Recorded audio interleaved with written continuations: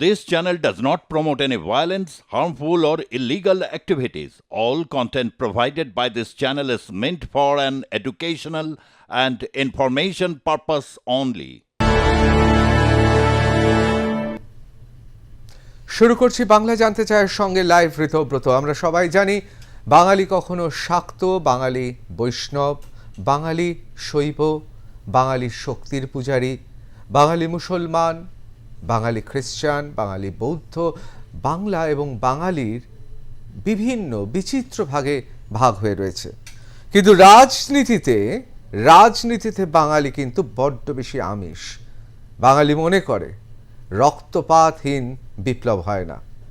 যেসব দল মনে করত রক্তপাতহীন বিপ্লব হয়, তারা কালের নিয়মে তারা এই মুহূর্তে রিজার্ভ বেঞ্চে বসে আছে। লড়াই চলছে এই মুহূর্তে দুটো দলের, শাসক তৃণমূল কংগ্রেস আর বিধানসভায় বিরুদ্ধ দল ভারতীয় জনতা পার্টি। অন্তত এমনটাই ছবি আমাদের সামনে রয়েছে। এবার মুশকিলটা হচ্ছে, বাংলা একটা পরম্পরা আছে। বাংলায় কংগ্রেস আমলে কংগ্রেসের যারা দুষ্কৃতী, তারা আমরা জানি যে ছাপ্পা দিত, বুথ জ্যাম করত, রিগিং করত, মানুষকে মারতে মারতে বাইরে বার করে এনে ভোট দিতে দেয়নি। স্বয়ং জ্যোতি বসুও হেরে যান বিধানসভায় তার কেন্দ্রে। এমনই রিগিং হয়েছিল। 3 দশকের বেশি সময় ধরে লালেদের অর্থাৎ সিপিআইএমের দুষ্কৃতীদের ওপর অভিযোগ যে কোথাও কেশপুর, কোথাও বা কাউকে ভোট দিতে দেওয়া নয়, মৃত ভোটাররা এসে ভোট দিয়ে যাবে, এসব ছিল। অনেকে বলতেন সায়েন্টিফিক রিগিং। আর এখন এই মুহূর্তে তৃণমূল কংগ্রেসের বিরুদ্ধেও একই অভিযোগ, মানুষকে ভোট দিতে দেয় না। সুতরাং এটা বাংলার পরম্পরা। বাংলায় সেই দলকেই মানুষ ভোটে জিতিয়ে আনে যখন বোঝে এক দল গুন্ডাকে আরেক দল নতুন গুন্ডা সরাতে পারবে। মুশকিলটা হচ্ছে, কংগ্রেস সরত না যদি না বামেরা ওই আন্দোলন করত। সিপিএমের নেতৃত্বে যদি ট্রাম না পোড়ানো হতো, তাহলে কংগ্রেসই থেকে যেত।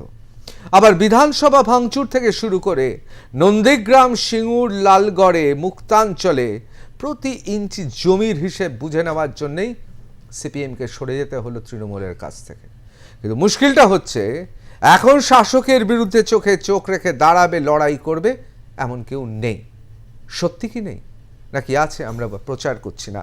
আজকে এসব নিয়ে আলোচনা হবে। তার কারণ বিধানসভায় আজকে যা ঘটল, গত কয়েক বছরে এই প্রথম নজিরবিহীন ঘটনা। বিধানসভার ইতিহাসে নজিরবিহীন নয়। ভারতবর্ষের বিভিন্ন বিধানসভায় বিভিন্ন সময় বিভিন্ন কারণে এই ঘটনা ঘটেছে। তাহলে কি এবার সত্যি লড়াই হচ্ছে তৃণমূল কংগ্রেস আর বিজেপির? এ নিয়েই আজকে বাংলা জানতে চায় সঙ্গে লাইভ ঋতব্রত। এক নজরে দেখে নেব আজকে আমরা কি নিয়ে আলোচনা করব, অত্যন্ত গুরুত্বপূর্ণ। তাহলে কি অবশেষে বিধানসভা নির্বাচন 2026-এর রণডঙ্কা বেজে গেল? বিধানসভায় সাসপেন্ড বিরোধী দলনেতা সহ 3 বিধায়ক।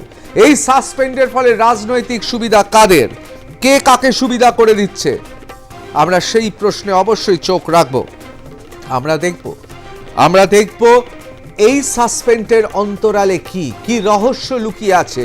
কেন হঠাৎ শুভেন্দু অধিকারী সহ 3 জনকে সাসপেন্ড করলেন? অবশ্যই প্রশ্ন 3 অত্যন্ত গুরুত্বপূর্ণ। 2026-এর রণডঙ্কা বেজে গেল, নাকি মেরুকরণের আজকেই হলো রাজনীতির পয়লা পদক্ষেপ? এবং প্রশ্ন 4 অত্যন্ত গুরুত্বপূর্ণ। কলকাতায় কুস্তি, প্রতিফলন কি পড়বে দিল্লিতে? দস্তিতে কি তাহলে প্রতিফলন পড়বে, নাকি বাম কংগ্রেস শুধু এই স্লোগান দিয়ে যাবে, আদৌ এর কোনো ভিত্তি নেই? এই বিষয়ে আমরা আলোচনা করব। আরও অনেকগুলো বিষয় উঠে আসবে। তার কারণ সংসদীয় রীতিনীতি আছে। রীতিনীতি না মানলে মহামান্য স্পিকার বিধানসভা চালানোর জন্য যে কাউকে সাসপেন্ড করতে পারে। আইন সে ক্ষমতা দিয়েছে। কথায় বলে আইনসভা, এখানে আইন তৈরি হয়। সেখানে গণতান্ত্রিক কাঠামোতে কেউ যদি একটু এদিক ওদিক ব্যবহার করে এবং সেটা যদি গণতন্ত্রের পীঠস্থানে অস্বস্তি সৃষ্টি করে, তাহলে গণতন্ত্রের সেই অস্বস্তি সুতরাং কড়া হাতে দমন করতে হবে। আজকে এইসব নিয়ে আলোচনা করব। আমার সঙ্গে রয়েছেন তরুণ সিপিআইএম নেতা মানব গুহ। মানব, আপনাকে স্বাগত।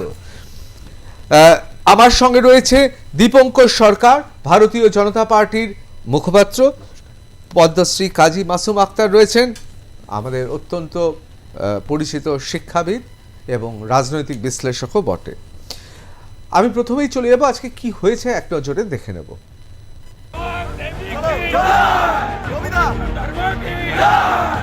বাগদেবীর আরাধনা মিটলেও সেই সরস্বতী পুজোকে কেন্দ্র করে উত্তপ্ত হয়ে ওঠে সোমবারের বিধানসভার অধিবেশন।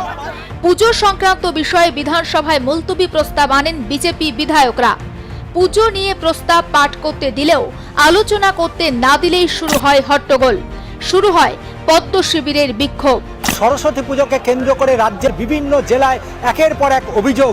নদিয়া থেকে কলকাতা বিভিন্ন জায়গায় সরস্বতী পুজো করতে বাধা দেওয়া হয়েছে, এমনটাই অভিযোগ করেছে আসানসোলের বিজেপি বিধায়ক অগ্নিমিত্রা পাল। শাক বাজবে, প্রসাদ খাওয়া হবে, পুলিশ দাঁড়িয়ে থাকবে আর সরস্বতী পুজো হবে? হ্যাঁ, বাংলাদেশে সেনা দাঁড় করিয়ে পুজো করছে আর পশ্চিমবঙ্গে পুলিশ দাঁড়িয়ে সরস্বতী পুজো হবে? আর মমতা ব্যানার্জির কোনো স্টেটমেন্ট নেই? তা তো চলতে পারে না। তাই জন্য বলেছি বলে আমাদেরকে সাসপেন্ড করা হয়েছে। বাইরে বসে কি কি মিথ্যা কথা বলছেন বাজেট নিয়ে, সেগুলো শুনবো আর তারপর আপনাদের সামনে এসে তার প্রতিবাদ করব।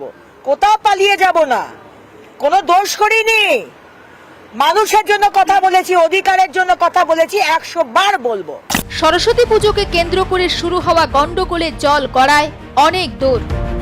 অধিবেশন কক্ষে শুরু হয় বিজেপি বিধায়কদের বিক্ষোভ। অধ্যক্ষের চেয়ারে কাগজ ছোড়ারও অভিযোগ ওঠে বিরোধী দলনেতা শুভেন্দু অধিকারীর বিরুদ্ধে, যার জেরে সাসপেন্ড করা হয় বিরোধী দলনেতা শুভেন্দু অধিকারী সহ 4 বিজেপি বিধায়ককে। সাসপেন্ডেড 4: শুভেন্দু অধিকারী, অগ্নিমিত্রা পাল, বিশ্বনাথ কারক, বঙ্কিম ঘোষ। বজবজে লক্ষ্মী ঠাকুর ভাঙা সরকার, হিন্দু বিরোধী সরকার, এই সরকারের বিরুদ্ধে স্লোগান দিয়েছি।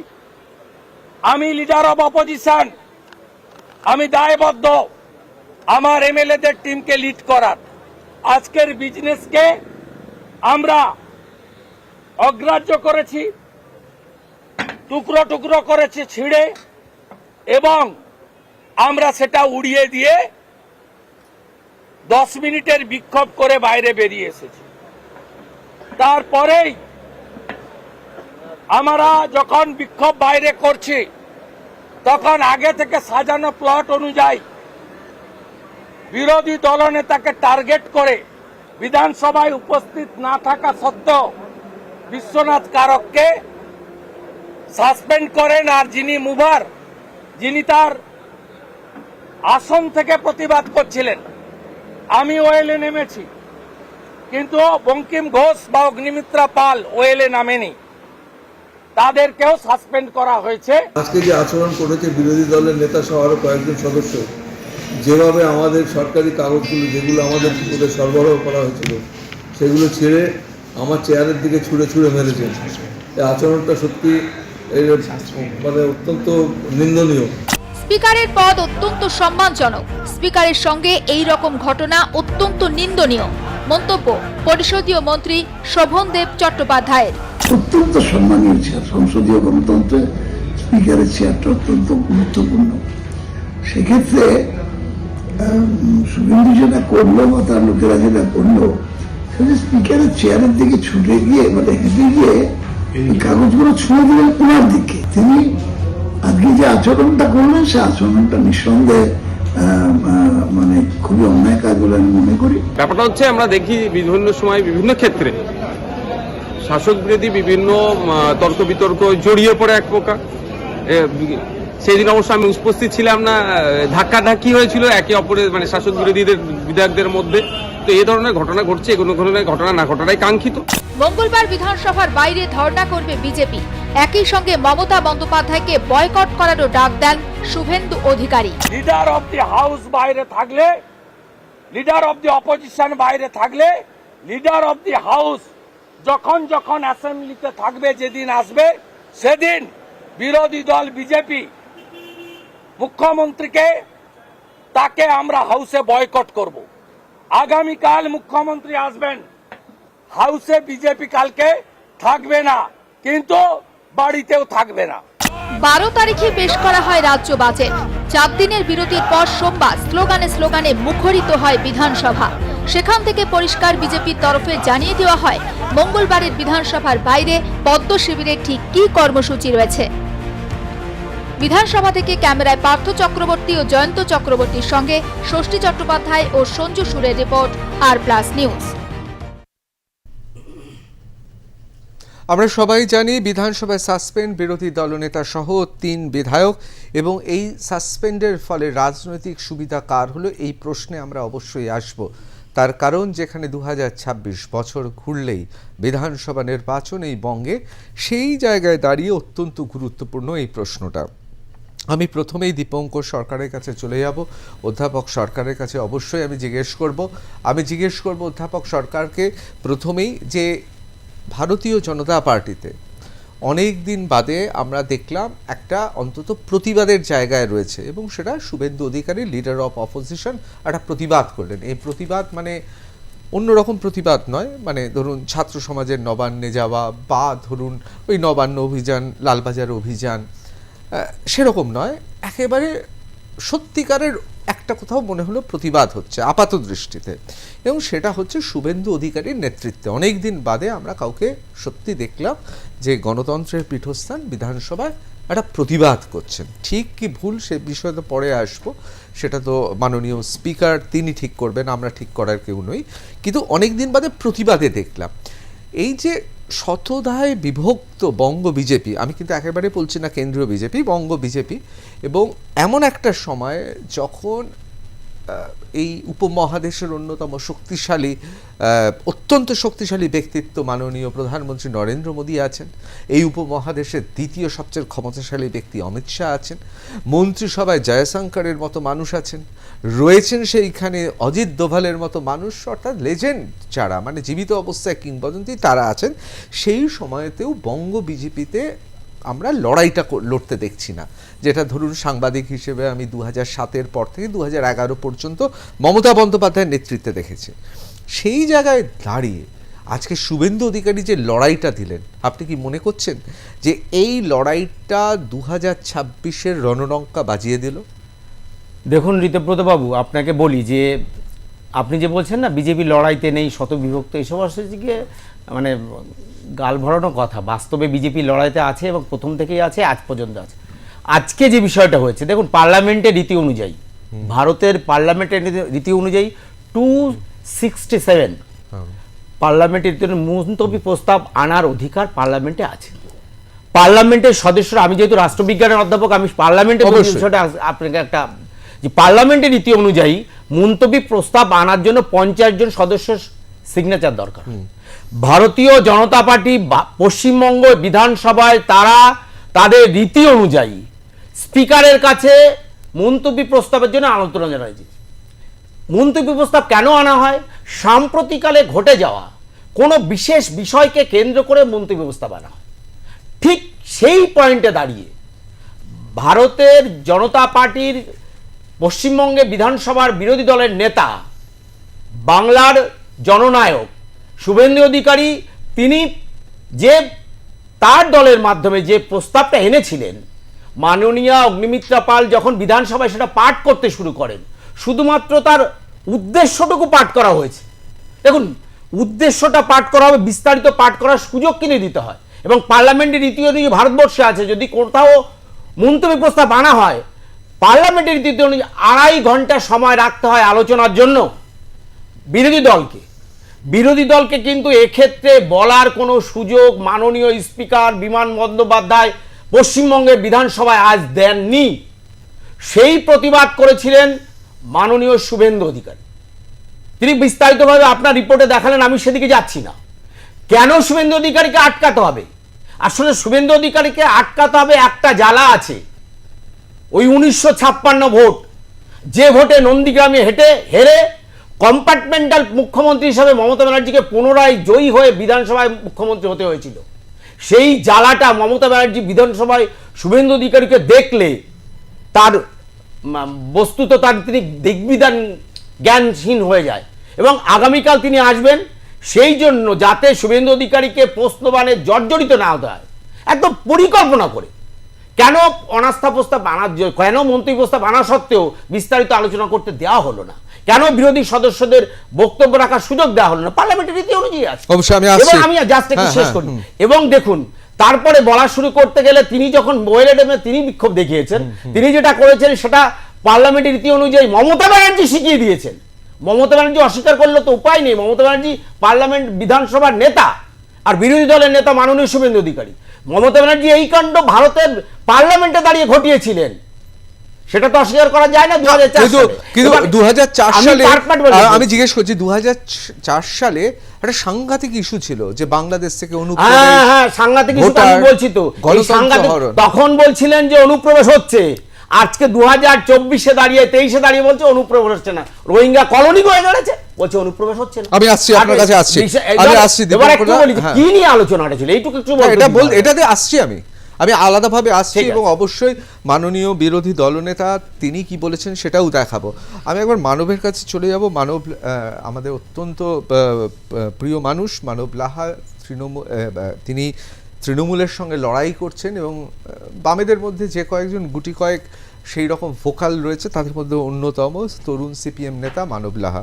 মানব, কোথাও কি মনে হচ্ছে মীনাক্ষী, আপনাদের নেত্রী মীনাক্ষী মুখার্জি যে জায়গাটায় ছিলেন, অনেকে মনে করছিল তৃণমূলের সঙ্গে মমতা বন্দ্যোপাধ্যায়ের নেতৃত্বাধীন তৃণমূলের সঙ্গে হয়তো লড়াইয়ে একটা নতুন মুখ পাওয়া গেল।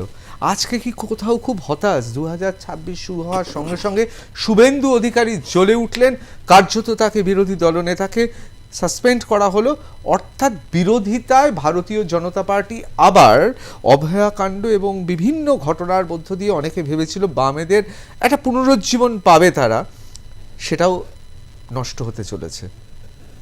দেখো ঋতু, তুমি খুব বিস্তারিতভাবে সুন্দরভাবে বলেছো, আমি সময় নষ্ট করবো না। দীপঙ্কর দা খুব সুন্দরভাবে 15 মিনিট ধরে বললো, শুনলাম পুরো বিষয়টা। আমি প্রথম একটা বিষয় খুব ছোট্টভাবে বলে দিই, সেটা হলো এই যে বিধানসভায় কাগজ ছুঁড়ে মেরেছেন না, পুরনো দেখানো পথ। এটা 2005 সালের 4ই আগস্ট। 2005 সালের 4ই আগস্ট লোকসভায় প্রত্যেকটা এমপি, সারা দেশের মানুষ দেখেছিল যে এই মমতা বন্দ্যোপাধ্যায় কিভাবে স্পিকারের দিকে কাগজ ছুঁড়েছিল। তার সেই সময়ের যে ইস্যু ছিল, ভয়ানক ইস্যু, আজকে সেই ইস্যুতে উনি জর্জরিত।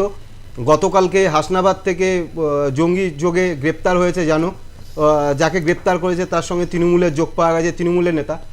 অদ্ভুত রকমভাবে, আমি কেন বলছি ঘটনাটা, তৃণমূলের ওখানকার যে নেতা, সে আবার দেখবে প্রেসে একটা স্টেটমেন্ট দিয়েছে যে এ কিছুদিন আগে পর্যন্ত 21-এর নির্বাচনেও বিজেপির হয়ে ভোটে দাঁড়িয়েছে পঞ্চায়েতের।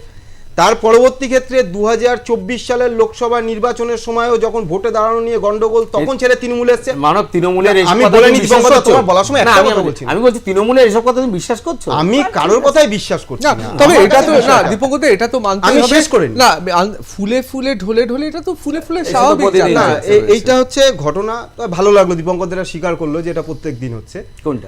এই ফুলে ফুলে ঢলে না না, তুমি তো প্রত্যেকদিন বলছে, আমি সেটাই বললাম। আমি ভাই, তুমি স্বীকার করলে প্রতিদিন বলে, আমি তো বললাম বিষয়টা আমি বলিনি, সময়টা নষ্ট করে লাভ নেই। তো উনি স্টেটমেন্ট দিচ্ছেন, এই স্টেটমেন্ট আমরা অনেক জায়গায় দেখতে পেয়েছি। লোকসভা নির্বাচন হোক বা বিধানসভা নির্বাচনে আমরা কি দেখে এসেছি, যে কোনো এমপি যদি তার অন্য দলে চলে যায় তাকে তার সিট ছেড়ে দিতে হয়, অন্য দল যে দল থেকে গেছে সেই দল অভিযোগ জানাচ্ছে। কিন্তু তুমি এই যে লাস্ট শেষবার বিধানসভা বা লোকসভা নির্বাচন দেখলে, এই দল থেকে ওই দল আর ওই দল থেকে এই দল, এপাং ওপাং ঝপাংটা যারা দেখলো রাজ্যের মানুষ, দেখলে তুমি একবারের জন্য তৃণমূল বা বিজেপি যে চলে যাওয়া, নিয়ে নেওয়া, দেওয়া, মানে বিনিময় প্রথার মধ্যে কোনো অভিযোগ কাউকে দেখেছো? আলাদা পুনরায় তাকে জিতে আসতে হয়েছে। ওই একমাত্র একজন মনে হয় ছিল মুর্শিদাবাদের, ওই বারিক বিশ্বাস নাকি কি বিশ্বাস, সে পরবর্তী ক্ষেত্রে তাই সে একটা প্রমাণ দিয়েছিল। কিন্তু বিষয়টা হচ্ছে এটা, এখানে একটা বাইনারি কাজ করছে। আমরা প্রথম দিন থেকে যে কথা বলেছি, আজকেও সেই কথা বলছি। এই বিধানসভাতে বেশ কিছু ইস্যু নিয়ে যে আলোচনা, তাতে বিজেপি এখানে সেই আলোচনায় যোগদান করবে না। এবং অদ্ভুত রকমভাবে লোকসভাতেও যখন আলোচনাগুলো তৈরি হয়, লোকসভাতে যে ইস্যুগুলো ওঠে, তুমি দেখবে কোনো না কোনো ইস্যুতে তৃণমূল কোনো না কোনোভাবে কায়দা করে লোকসভা থেকে তাহলে মানে এখানে আমি একটু জিজ্ঞেস করে পরিষ্কার হয়ে নিচ্ছি, তুমি বলছো তাহলে লোকসভাতে তৃণমূল যেমন বিশেষ বিশেষ সময় তারা বেরিয়ে চলে যায়, রাগ দেখিয়ে বেরিয়ে চলে যায়, এবং ভোটাভুটিতে সেই কারণে সুবিধাই হয়, সুবিধা হয়। ঠিক একই ধরন, যেহেতু দিল্লিতে দস্তিটা রয়েছে, কলকাতাতেও এবার দস্তি শুরু হয়েছে, তার জন্য একটা দরকার ছিল। এই প্রশ্নটাই আসার জায়গাতেই আসবে না, কারণ এই তৃণমূল আর বিজেপির সেটিং একমাত্র সঠিক বিচার করেছে কে জানো? যাকে গুরু বলতো তৃণমূল কিছুদিন আগে, পরে বিজেপির গুরু হলো, মুকুল রায়, জ্যোতিষ শিরোমণি মুকুল রায় একমাত্র সঠিক কথা বলেছে, যাহাই তৃণমূল তাহাই বিজেপি, আলাদা কিছু এদের কাছে নেই। প্রতি ক্ষেত্রে তুমি কোথায় দেখবে বাইনারি সিস্টেম? আরজিকর ইস্যুতে দেখো, আরজিকর ইস্যুতে আজকে যদি তৃণমূলকে যদি কেউ বাঁচিয়ে আসে, বারবার করে বিজেপি বাঁচিয়ে আসছে। প্রত্যেকটা ক্ষেত্রে আজকে এই রাজ্য থেকে, আমি একটা ছোট্ট উদাহরণ দিয়ে আমার কথা শেষ করব। ইস্যু কোন জায়গায়? আরজিকর ইস্যু নিয়ে আমরা রাস্তায় নেমেছি, রাজ্যের স্বাস্থ্যের বেহাল অবস্থা, আন্দোলন চলছে। আমি স্বীকার করছি যে দীপঙ্কর দারও রাস্তায় নেমেছে, দীপঙ্কর দার আন্দোলন করেছে, দীপঙ্কর দ্বারা স্বাস্থ্য ভবন অভিযান করেছে। তো রাজ্যের বেহাল অবস্থা বলে তো আমরা যেরকম আন্দোলন করেছি, দীপঙ্কর দারও আন্দোলন করেছে। তাহলে কেন্দ্রীয় সংস্থার, স্বাস্থ্য মন্ত্রকের সার্টিফাইড একটা সংস্থা এনকিউএস দ্বারা সার্টিফিকেটে কিভাবে এই আরজিকরের মতন ঘটনার পরেও, এই পরিস্থিতির পরেও স্বাস্থ্য ব্যবস্থাকে পরিকাঠামোয় প্রথম এই পশ্চিমবাংলা সেই সার্টিফিকেট তারা ট্যাগিয়ে দিচ্ছেন বলতে পারবেন? আসলে এখানে দিনের বেলা এদের কুস্তি আর রাত্রেবেলার দোস্তি, এটা পরিষ্কার হয়ে গেছে জলের মতন। এরপরে আর এই বাইনারি সিস্টেমের আর অন্য কোনো জায়গা নেই, অবশ্যই সুবিধা করে দাও। আমি আসছি, খুব গুরুত্বপূর্ণ প্রসঙ্গ অবশ্যই, বাইনারি সেটিং সত্যি কি হচ্ছে কি হচ্ছে না এ নিয়ে আলোচনা করবে। আমি শুধু একবার কাজী মাসুম আক্তারের কাছে চলে যাচ্ছি।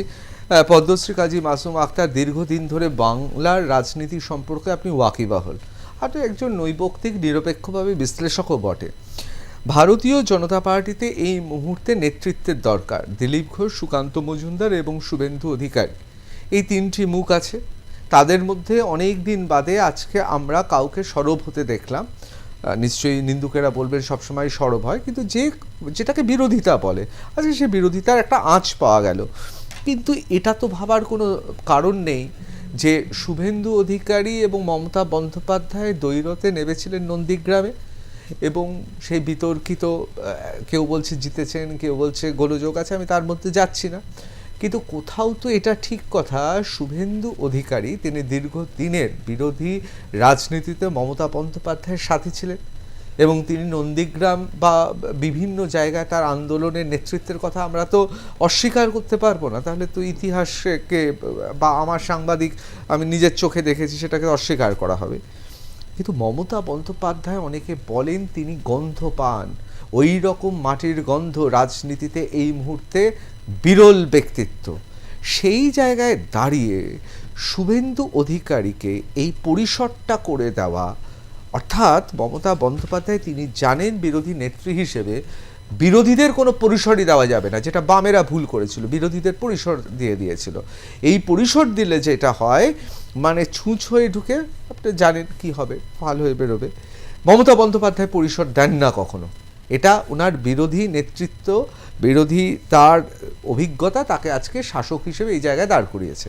সেই জায়গায় বিধানসভায় দাঁড়িয়ে বিধানসভার বিরোধী দলনেতা তাকে সাসপেন্ড করা, 3 বিধায়ক সহ, কোথাও কি মনে হচ্ছে এর মধ্যে অন্য কিছু আছে? আপাত দৃষ্টিতে যা দেখছি তার বাইরে অন্য কিছু আছে। এটাও আমরা জানি সঙ্গে সঙ্গে যে ভারতীয় জনতা পার্টির মধ্যে 3 জনেরই অনুগামীরা রয়েছে। শুভেন্দু অধিকারীর অনুগামীরা চায় এই মুহূর্তে শুভেন্দুর মতো দাবাং নেতৃত্ব আসুক, তাহলে তৃণমূলকে শায়েস্তা করা যাবে। আবার আমরা এটাও জানি যে শাসকের অন্দরেও ফিসফাস শোনা যাচ্ছে, 1 নম্বর আর 2 নম্বরের মধ্যে একটা মতপার্থক্য বা দূরত্ব সৃষ্টি হয়েছে। এই সময় কি তাহলে কাউকে জায়গা দিয়ে আর কাউকে বার্তা দেওয়া? কারণ মমতা বন্দ্যোপাধ্যায় আর শুভেন্দু অধিকারী এই মুহূর্তে পশ্চিমবাংলার রাজ্য রাজনীতিতে সবচেয়ে গুরুত্বপূর্ণ কি প্লেয়ার, অর্থাৎ মুখ্য খেলোয়াড়। মনে হচ্ছে এত সহজেই ঘটনা ঘটবে? দেখুন, 26-এর ভোটের জন্য রঙ্গমঞ্চ তৈরি হয়েছে, স্টেজ তৈরি হয়েছে, বাঁশ দড়ি সব বাঁধা হচ্ছে। বিধানসভাতে সেটা দেখতে পেলাম, আর কিছু না। গোটা পশ্চিমবঙ্গে এই মুহূর্তে যতগুলো পলিটিশিয়ান আছে, আমি সার্টিফিকেট দিয়ে রাখলাম। সার্টিফিকেট তৈরি হয়েছে আগেই। আজকে আপনাদের এই টক শোতে আমি এই সার্টিফিকেট প্রকাশ করলাম। মমতা ব্যানার্জি 1, শুভেন্দু অধিকারী 2, ধারে কাছে কেউ নেই, বাকিরা অনেক দূরে। ভুল ঠিক, নীতি অনৈতিক, সৎ অসৎ, ভালো মন্দ কোনোটাতে যাচ্ছি না। মনমোহনী জনমোহনী পলিটিক্স বাংলার মাটিতে যেমনটি করা উচিত। যদি কায়া হয় মমতা ব্যানার্জির, ছায়া হচ্ছে শুভেন্দু অধিকারী। মমতা যা যা করেন শুভেন্দু অধিকারীকে অনেকটা তা করতে হবে, এটা অনিবার্যভাবে চলে এসেছে। উনি কি দায়িত্ব সহকারে আজকে শোভনদেব বাবু বলছেন কি শিষ্টাচারের অভাব, উনি বিস্মিত হয়ে যাচ্ছেন। এমনটি কোনোদিন উনি দেখেননি। উনি ভারতের পার্লামেন্টে স্পিকারের সামনে কুচি কুচি করে ওই বিভিন্ন কাগজপত্র ছুঁড়ে মারাটা উনি দেখতে পাননি। তারপরে বিধানসভাতে কি দায়িত্ব সহকারে ভাঙচুর রে বাবা, ভারতের ইতিহাস না বিশ্বের ইতিহাসে কোথায় ঘটেছে এগিয়ে বাংলা তিনি দেখিয়ে দিয়েছেন। তো তার ছিটে ফোটা থাকবে না শুভেন্দু অধিকারীর মধ্যে?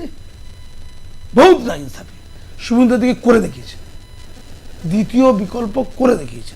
আমি রাজনীতিটা বলছিলাম, ব্যক্তিটা বলছিলাম, ঠিক এই মুহূর্তে করে দেওয়া দেখানো দরকার ছিল। কি করে?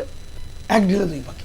প্রথমত বিজেপি পার্টির মধ্যে কার গ্রহণযোগ্যতা কত বেশি সেটা নিয়ে একটা ইঁদুর দৌড় চলছে অনেকদিন ধরে। ঠিক এই সময় বিরোধীদেরকে 10 গোল দেওয়াটা খুব দরকার ছিল শুভেন্দু অধিকারীকে।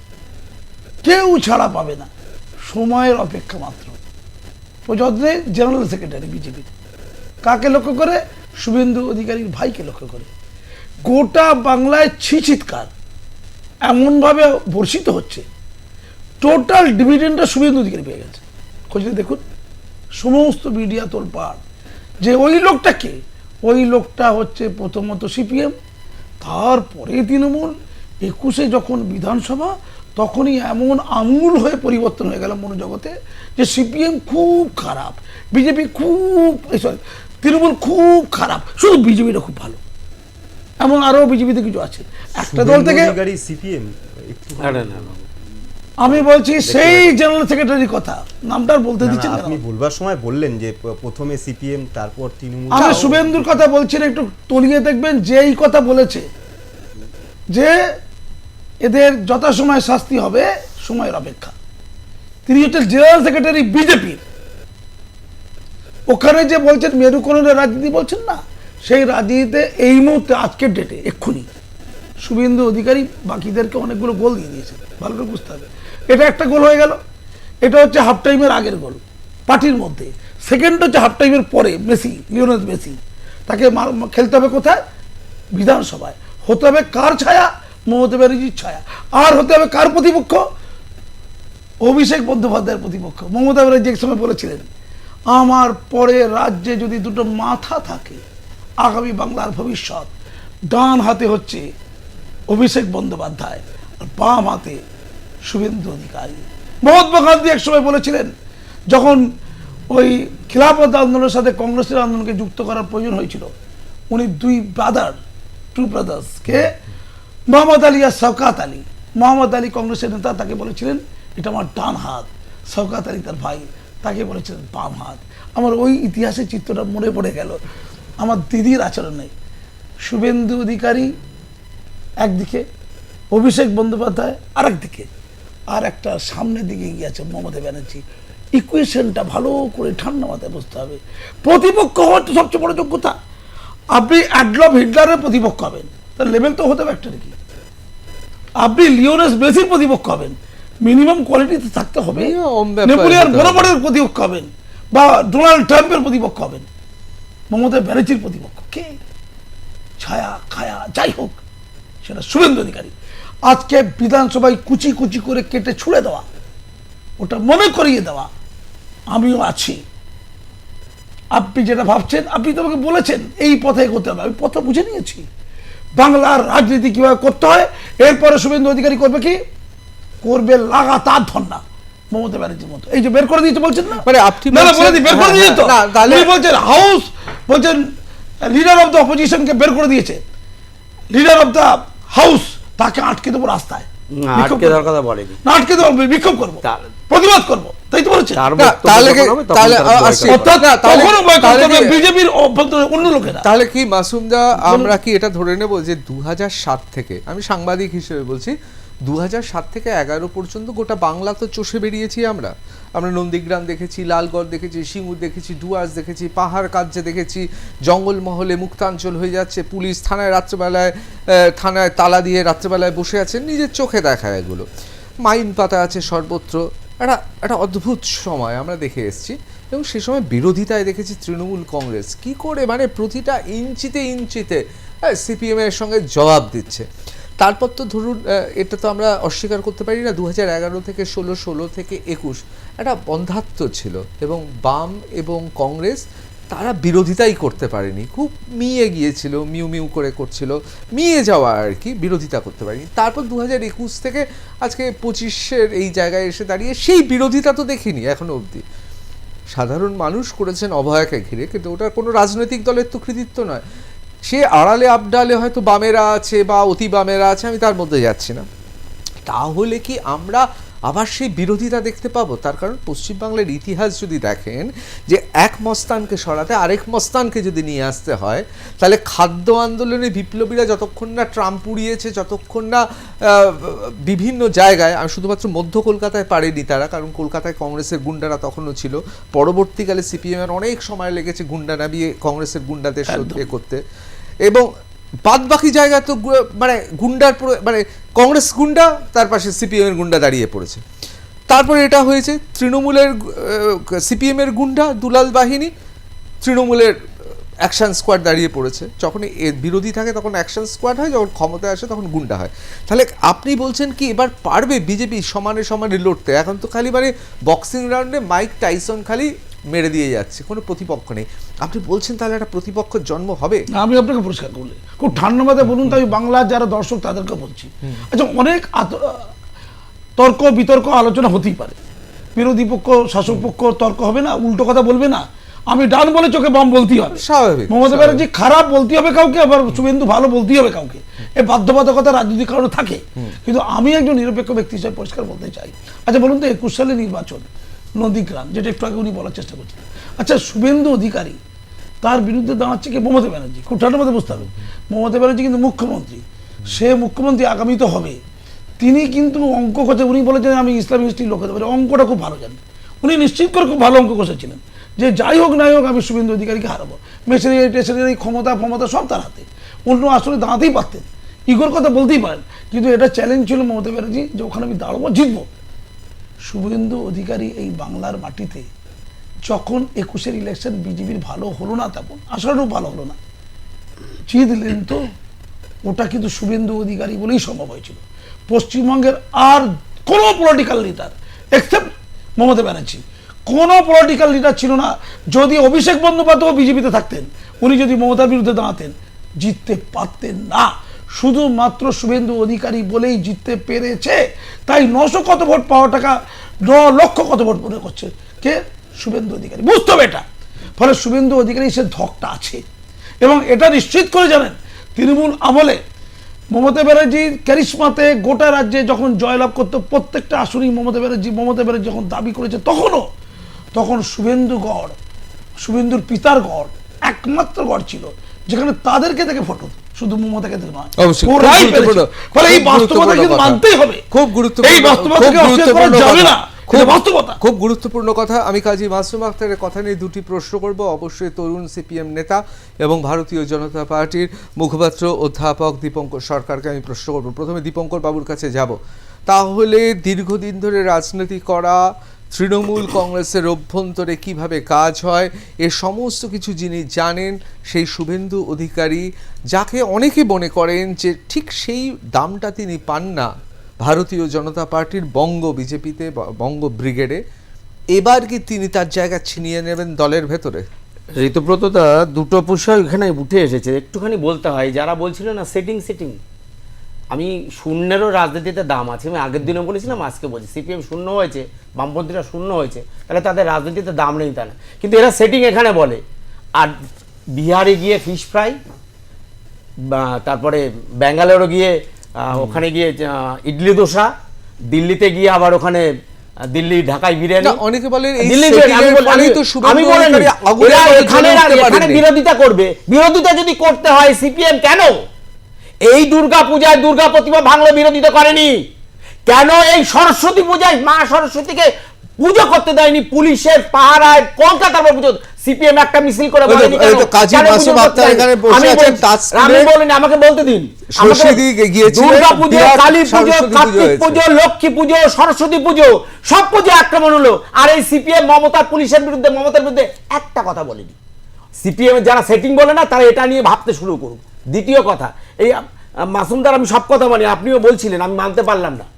শুভেন্দু অধিকারীর সাথে অভিষেক ব্যানার্জি, আরে শুভেন্দু অধিকারী স্কুলে সিআর ছিল, কলেজের সিআর হয়েছে, জিএস হয়েছে, পৌরসভায় দাঁড়িয়েছে, এমএলএ হয়েছে, এমপি হয়েছে, তারপরে বিরোধী দলের নেতা। এখন রাজনীতিতে প্রতি পদে পদে পদে পদে লড়াই সংগ্রাম নন্দীগ্রাম দেখিয়ে দিয়েছে বাংলার মানুষকে শুভেন্দু অধিকারী। বাংলার আপামর জনসাধারণ মমতা ব্যানার্জি ওটা আজকে ভোগ করে, সেটা শুভেন্দু অধিকারী দেওয়া নন্দীগ্রামের আন্দোলন। আমি একটা ভাই তুই যদি বলো, আমি কিন্তু একটা বলতে পারি, ঠিক আছে তুমি বলতে পারো। এবার নন্দীগ্রাম আন্দোলন ঠিক ছিল, তুমি বলছো এই অভিষেকের সাথে, এই অভিষেকের সাথে ঠিক ছিল, এই অভিষেকের সাথে অভিষেকের সাথে তুমি বলো নন্দীগ্রাম আন্দোলন ঠিক ছিল। অভিষেক ব্যানার্জি লিপ্তে করে এসে রাজনীতিতে নামে চলে এলো, রাজনীতি আন্দোলন রাজনীতিতে লিপ্তে করে এলো 2011 সালে ক্ষমতায় জেতার পর। তার সাথে আপনি শুভেন্দু অধিকারী রাজনৈতিক এইটা তুলনা করবেন না। এবার হচ্ছে গিয়ে আপনি বিধানসভায় বলছেন, বিধানসভায় রাজনীতিতে তো জায়গা, বিধানসভা শুভেন্দু অধিকারী দলে যে জায়গাটা পাওয়ার কথা ছিল সেই জায়গাটা পাচ্ছে না, এবার পাবে। আপনি মনে করছেন পাচ্ছেন না? বিরোধী দলের নেতা, দলের একটা বড় পূর্ণ, আপনি বলছেন কেন হচ্ছে না? এটা আপনারা বলছেন, এটা নয়। শুভেন্দু অধিকারী যে পদটা পেয়ে, যে পদটা দল তাকে মনোনীত করেছে, সে পদটায় সে 100%, 100 যদি 100-এর উপরে বেশি থাকতো তাহলে সেটা পেত। সেই জন্য শুভেন্দু অধিকারী বাংলার আপামর জনসাধারণ, বিজেপির রাজনৈতিক নেতার সাথে তারও যেমন যুক্ততা, বিজেপির প্রতিটা কর্মী যেমন ভাবে চলে সেভাবে তারও রাজনৈতিক গ্রহণযোগ্যতা সেখানেই আছে, কোনোভাবে সবাই আমাদের সমান। ইতিহাস মনে রাখবে, নন্দীগ্রামে 3 জন লড়াই করেছিলেন, অবশ্যই মমতা বন্দ্যোপাধ্যায়, শুভেন্দু অধিকারী এবং মীনাক্ষী মুখার্জি। অনেকে ভেবেছিল যে মীনাক্ষী হয়ে উঠবে আগামী দিনে বামেদের মুখ। নন্দীগ্রাম আন্দোলনে মীনাক্ষী মুখার্জি নন্দীগ্রামে ভোটের নির্বাচনে, আচ্ছা বিধানসভা নির্বাচন, নন্দীগ্রাম আন্দোলনটা তো আমরা তো ছিলাম, আমরা তো দেখেছি। প্রজাপতি বাবুরা চেষ্টা করেছিল, কিন্তু এখানকার আলিবুদ্দিন স্ট্রিটের বামেরা ঠিক বুঝতে পারেনি ওখানে কি হতো, যে কারণে শেরখান চকে একটা শিবির করে দিয়েই ভেবেছিলেন হয়ে যাবে। কিন্তু মমতা বন্দ্যোপাধ্যায়, শুভেন্দু অধিকারী, সৌগত রায় এবং 18 বস্তা চাল এবং উড়িষ্যার যে ঘুর জলপথ এবং তার সঙ্গে সঙ্গে আরও অনেকে দেশে বিদেশে কি করেছিল, সেটা যদি তখন সিপিআইএম বুঝতে পারত বা সেই বুদ্ধিমত্তার সঙ্গে বুঝতে পারতো, তাহলে কিন্তু আলিবুদ্দিন স্ট্রিট আজকে নড়বড়ে হতো না। যাই হোক, কিন্তু আমরা নন্দীগ্রামে ঠিকই বলেছি, আমরা যদি লাঠি পেটা করে তুলে দেওয়া হতো তাহলেও সিপিএম এর আজকে এই অবস্থা। অবশ্যই দেখো, এটা তো সাহস লাগে। সবাই কি মমতা সাহস নয়, এটা মমতা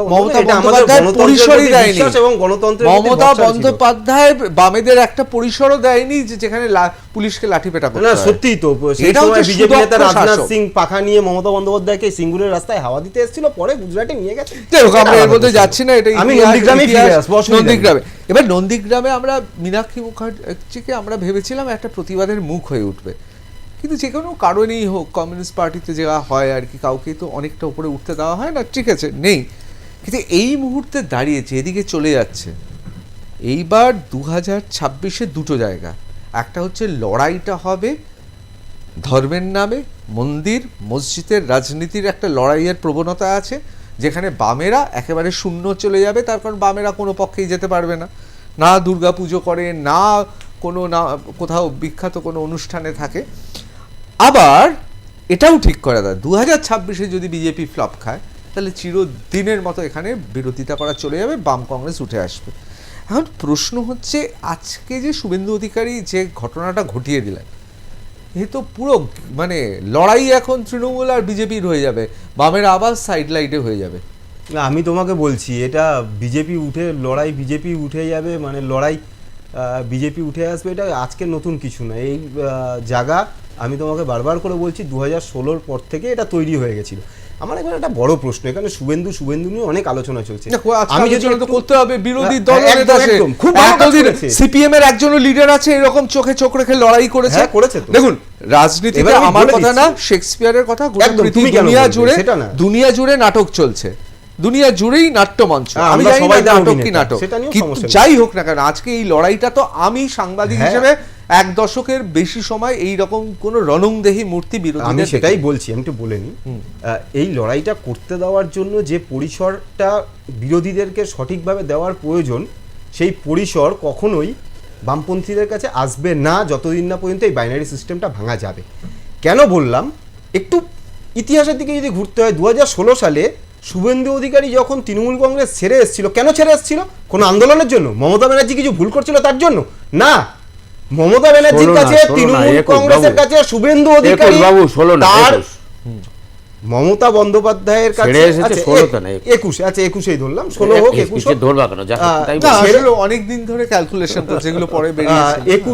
21 যে ছেড়ে এসছে কি মমতা ব্যানার্জির ভুলের জন্য, মমতা ব্যানার্জি যে অন্যায় করে তার জন্য? না, মমতা ব্যানার্জির কাছে সঠিক পদে সঠিক জায়গা পাচ্ছে না, মমতা বন্দ্যোপাধ্যায়ের হাত ধরে অভিষেক বন্দ্যোপাধ্যায় উঠে আসছে, শুভেন্দু অধিকারী জায়গা নেই, উনি জায়গা খুঁজতে বিজেপিতে এলো।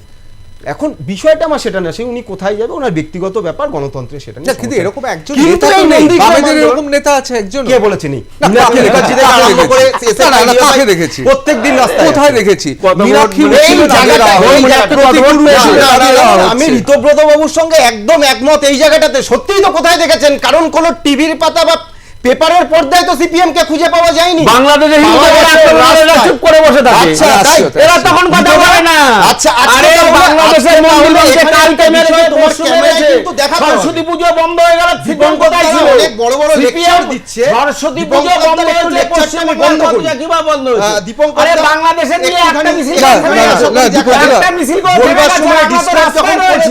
বলো না সরস্বতী পুজো বন্ধ হয়ে গেল, তুমি কি করেছিলে? কে বলেছে? তোমরা গেছো? বলো। প্যালেস্টাইনের জন্য কাঁদো, আমরা তোমরা ভিয়েতনামের জন্য কাঁদো, আর পশ্চিম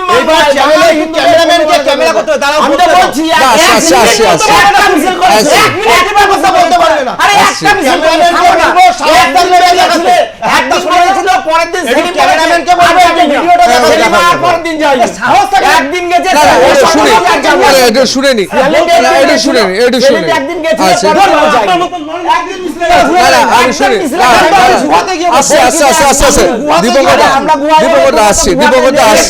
ত্রেতা যুগে পাঠিয়ে দিয়েছেন, এরপরে দেখাতে দেবে না।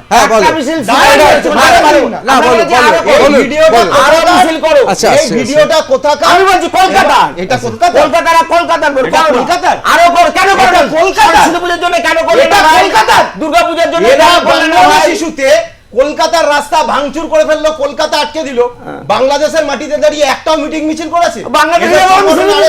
পারেনি। সেখানেও বলেছি, এখানেও বলছি, যে সাম্প্রদায়িকতা নিয়ে যদি মানুষকে ভাগাভাগি করতে চায়, আমরা যে আন্দোলন বাংলায় করছি সেই আন্দোলন অবশ্যই আমাকে আমার সময়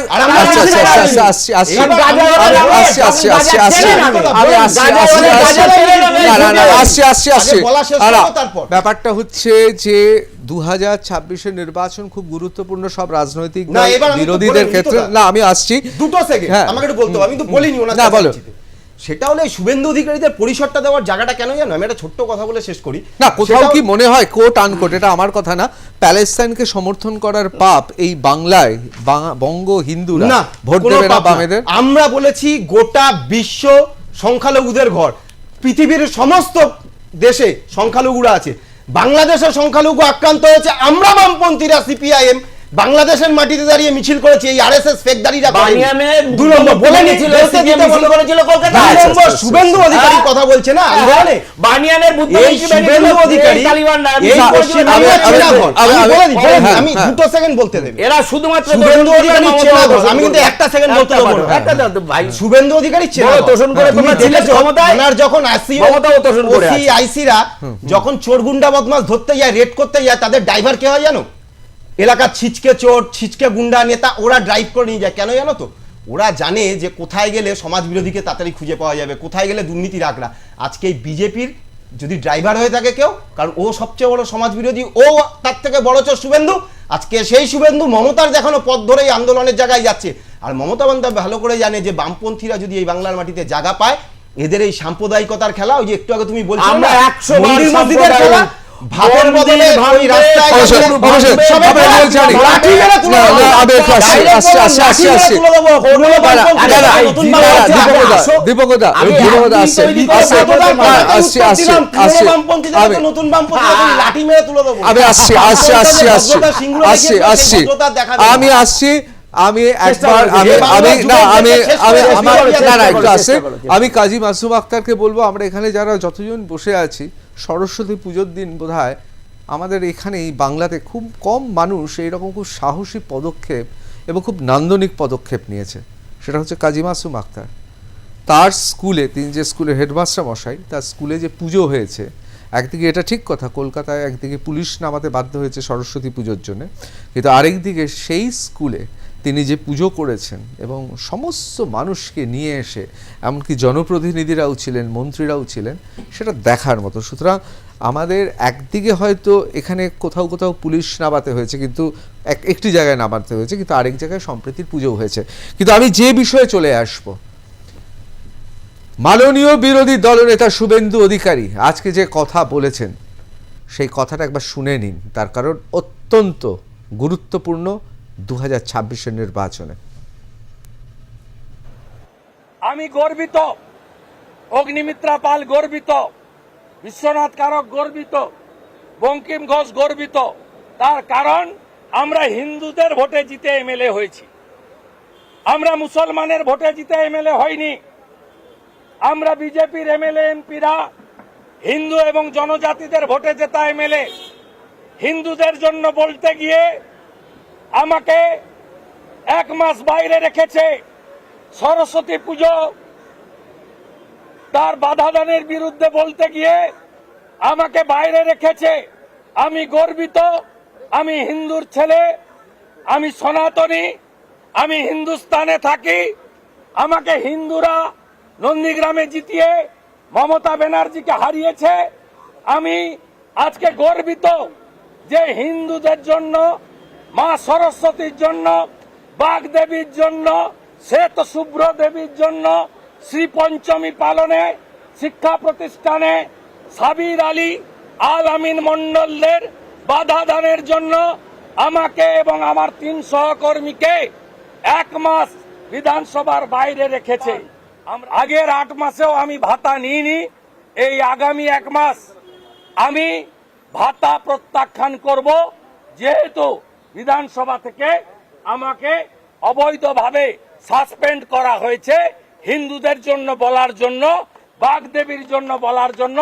এই সরকার মোল্লাদের সরকার, এই সরকার মুসলমানদের সরকার, এই সরকার আনসারুল বাংলার 7 সেকেন্ডের সরকার। এই বাংলা, এই সরকার কাশ্মীরি জঙ্গি জাভেদ মুন্সির সরকার। এই সরকারের মুখ্যমন্ত্রী মুসলিম তোষণকারী, হিন্দু বিরোধী, মুসলিম লীগ 2 এর সরকার। তাই এই সরকারের বিরুদ্ধে আমাদের আন্দোলন চলবে। গোটা বাংলার হিন্দুদের কাছে বিচার রেখে দিয়ে আমি আমার কথা শেষ করলাম। আমি এবার কাজী মাসুম আক্তারের কাছে চলে যাবো। না না না না না না না, এটা তোমাদের বিষয় না, এটা হিন্দু বাঙালি মুসলমান বাঙালিদের ব্যাপার, এটা হিন্দু মুসলমানদের ব্যাপার। 10টা সেকেন্ড। সেটা হলো 3 বাটি গোমাংস খাওয়ার পর টিফিন বক্সে করে বাড়ি নিয়ে যাওয়া হিন্দু, এইটা আমাদের আমরা জানি, আমি জানি না, আমার বাংলার দুর্ভাগ্য যে একজন বলছে যে সরকার চলছে এটা মুসলিমের সরকার, আর এটা হিন্দু সরকার। দুর্ভাগ্য কে বলছে না এটা মানুষের সরকার শুরু করে না, জানে না এই কথা যে বলেছে সে আবার ক্ষমা যে আমি কাজী মাসুম আক্তার, আমি জানে না আস্তে আস্তে সিপিএম তো থাকবে, তো এটা দেখাতে পারলে থাকবে, তাহলে ফালতু কথা বলা আস্তে আস্তে এই সিপিএম মানে সিটিং বাদ মিথ্যা দিত। না না না, আমার কাছে অর্ডার আছে, আমি দেখাচ্ছি। আস্তে আস্তে দীপঙ্কর আস্তে অনেক বেশি দাম পেয়েছেন যাওয়ার ফলে বিজেপি তো ঘোষিত নীতি, সিপিএম থেকে এলে ভালো জায়গা নেই। আমি একটু যাই, কাজী মাসুম আক্তারকে বলছি, এই প্রথম অনেকদিন বাদে এমন একটা ভাষ্য তৈরি হচ্ছে পশ্চিমবাংলার বুকে। এই ভাষ্য কিন্তু আগে কখনো শোনেনি। বিশেষ করে আমরা জানি যে পার্টিশন, আমি যাচ্ছি না কারণ বিরাট প্রশ্ন হয়ে যাবে। আপনি এটা তো মানবেন যে মুসলিম লীগ তার রাজনৈতিক বাতাবরণের পরবর্তীকালে হারিয়ে ফেলে। স্বাধীনতার পর মুসলিম লীগ এবং হিন্দু বাঙালিদের কোনো রাজনৈতিক দল ছিল না, বরং বাংলা একটু বামমনস্ক ছিল, অর্থাৎ হিন্দু মুসলিম মানে সে কে জিজ্ঞাসা কে কোনজন, এই সব ব্যাপার ছিল। সেই জায়গায় দাঁড়িয়ে আজকে শুভেন্দু অধিকারী যে কথা বললেন, কোথাও কি মনে হচ্ছে যে 2026-এর মূল লড়াইয়ের আজকে আনুষ্ঠানিক তার সূত্রপাত হয়ে গেল? বিধানসভার গেটের সামনে দাঁড়িয়ে বিরোধী দলনেতা যা বললেন তাই। এই ভাষ্য কিন্তু পশ্চিমবাংলার রাজনীতিতে আগে কেউ দেয়নি। এর মধ্যে ধর্ম নেই, এর মধ্যে 65% হিন্দু ভোটটা বিজেপিতে থাকবে, তুমি 35% মুসলিম ভোটটা নিয়ে নাও, এইটার একটা সমীকরণ আছে, ক্লিয়ার। ধর্মের সাথে ধর্মের অনুষঙ্গ, ধর্মের মান্যতা এক জিনিস নয়, প্রোটেক্টেড অন্য জিনিস। মোহাম্মদ আলী জিন্না শুয়োরের মাংস খেত, মুসলমানদের আন্দোলনের নেতৃত্ব দিয়ে পাকিস্তান তৈরি করে দিয়েছে, ইসলাম মানতই না, আমি ওই জায়গায় যাবই না। আমার প্রশ্ন, উনি বলছেন আমি গর্বিত হিন্দু, ঠিক বলেছেন, ওনার গর্বিত হিন্দু থাকারই কথা। মমতা ব্যানার্জিরও গর্বিত হিন্দু থাকার কথা, উনি ব্রাহ্মণ, আমি কাজী মাসুম আক্তার গর্বিত মুসলমান, এটা আমার আইডেন্টি হওয়ার কথা। অসম্মানটা খেয়াল করে দেখেছেন? একদিকে যে মুসলমানদের নিয়ে পলিটিক্স করছে, যাকে মার্জিনালাইজ করে দেওয়া হয়েছে, তোমার হচ্ছে মুসলমান, তুমি মোল্লাদের পার্টি, তুমি মোল্লাদের সরকার, বলছো না? সেই মোল্লারা হচ্ছে দুধের গাই, ঠান্ডা মাথায় বলছেন। উনি বলছেন আমাদের যে জয়লাভ এটা হিন্দুদের ভোটে, আমরা গর্বিত, আমরা হিন্দুদের ভোটে জয়লাভ করেছি, ওটা একটা আলাদা জায়গা চলে গেল। অবশ্যই আমি শুধু একটা কথা বলবো, সিপিএম কে আমি অনুরোধ করছি, এই বাংলা সম্প্রীতির বাংলা প্রমাণ করতে গেলে যেমন শুভেন্দু অধিকারীরা তাদের রাজনৈতিক দৃষ্টিকোণ থেকে পরিষ্কার করে তারা তাদের লক্ষ্যে পৌঁছানোর জন্যই বলেছে যে সাবির আছে, ওই যে আমাদের ল কলেজে সাবির যে সরস্বতী পুজো চায় না নাকি, আর আলাউদ্দিন আছে নদিয়ায় যে সরস্বতী পুজো করতে দেয়নি। বামেদের বলা উচিত, যারা সম্প্রীতি চায় তাদের বলা উচিত। আমাদের কাজী মাসুম আক্তার আছেন, কাজী মাসুম আক্তার আছে, শুধু নয়, এটা আপনি বলবেন, আমি বলছি কাজী মাসুম আক্তার আছে হিন্দু প্রধান জায়গায়। অবশ্যই আমাদের শেষ করতেই হবে, আমাদের শেষ করতেই হবে। একটু বলে দিন দাদা, শিক্ষকের কোনো ধর্ম হয় না, ঠিক কথা, ওখানে প্রায় নমনমগ্র হতোই না, এত বড় করে আপনি যা করেছেন উত্তর কলকাতা সেরা, এমনি নয়, উত্তর কলকাতা সেরা। আর শুধু তা নয়, কুম্ভ মেলায় গিয়ে ডুব দিয়েছি পরমানন্দজির সাথে এই কদিন আগে কুম্ভ মেলায় ডুব দিয়েছে, আমাকে মুদ্রা বলা হয়েছে, আমাকে মুসলমান সমাজে যারা মুদ্রা বলছে তারা শুভেন্দু অধিকারীদের হাতে অস্ত্র তুলে দিচ্ছে, এরা এতটাই তোদের গাই সম্প্রীতি বাংলাকে সম্প্রীতি রাখতে দেবে না, আর এটাই ইস্যু হবে না বাংলায়। অবশ্যই আমার আরো আলোচনার অবকাশ থাকলে আমি করতাম, কিন্তু একটা জিনিস খুব পরিষ্কার, ইতিহাসে নিশ্চয়ই লেখা থাকবে আজকের দিনটা অত্যন্ত গুরুত্বপূর্ণ। প্রশ্ন 1, মমতা বন্দ্যোপাধ্যায়ের মতো কুশলী রাজনীতিবিদ, তার অঙ্গুলি হেলন ছাড়া পশ্চিমবাংলার রাজনীতিতে কিছু হয় না, সেই জায়গাতে একটা বিরোধিতার জায়গায় উঠে আসছে কেন? তার কি কারণ, গভীরে কিছু আছে?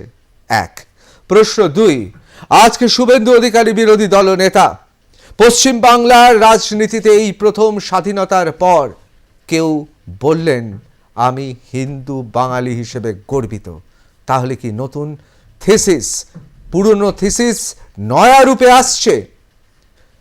3, ভারতীয় জনতা পার্টিতে নেতৃত্বের মুখ হিসেবে শুভেন্দু অধিকারী এই মুহূর্তে কি তাহলে সবচেয়ে শক্তিশালী হয়ে উঠছেন? প্রশ্ন 4, এই মুহূর্তে সবচেয়ে গুরুত্বপূর্ণ, তৃণমূল দলের মধ্যে কোথাও কি তাহলে এমন কোনো ঘটনা ঘটছে যে কেউ গোটা চিত্রনাট্য সাজাতে আরও আরেকটি চরিত্র নির্মাণ করছে? অনেকগুলো প্রশ্ন আছে, কিন্তু এ বিষয়ে কোনো প্রশ্ন নেই। 2026-এর রণডঙ্কা আজকেই বেজে গেল এবং সেটা শুরু হলো পশ্চিম বাংলার বিধানসভা থেকে। ফলাফল কি হবে, কোন পথে গতিপথে এগিয়ে যাবে বঙ্গ রাজনীতি, সেদিকে আমাদের নজর থাকবে। আমি কাজী মাসুম আক্তার, মানব লাহা এবং অবশ্যই দীপঙ্কর সরকার আপনাদের ধন্যবাদ জানাবো। আপনাদের গুরুত্বপূর্ণ মতামত, আপনাদের পর্যবেক্ষণ আমাদের ঋদ্ধ করেছে। বাংলা জানতে চাই সঙ্গে লাইভ ঋতব্রত এখানে শেষ করছি। অন্যান্য খবরের জন্য চোখ থাকুক আর প্লাস নিউজে, সবার আগে সবার পাশে।